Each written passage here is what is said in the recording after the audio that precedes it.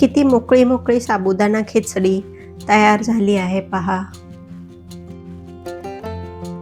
कढईमध्ये आवडीनुसार तेल किंवा तूप घालायचं.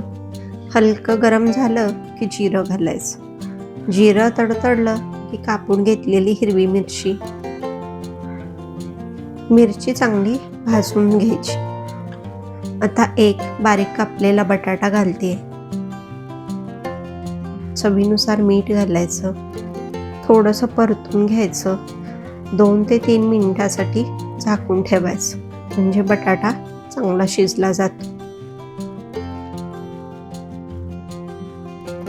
चांगला शिजला आहे.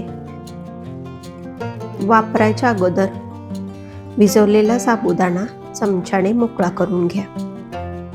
वरून रात्रभर भिजवलेला साबुदाणा घालायचा.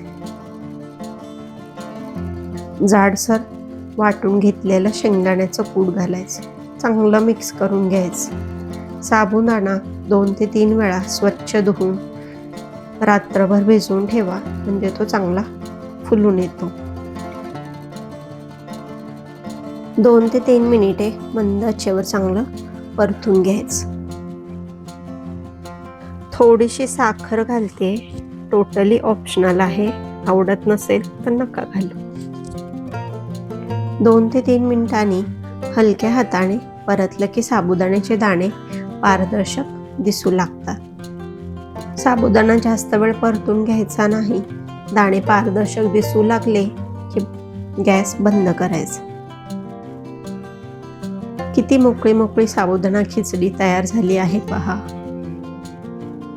ही खिचडी तुम्ही नक्की करून पहा आणि कशी झाली आहे कमेंटमध्ये नक्की सांगा.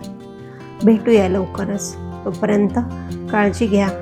घरच्यांसोबत स्वतःचीही.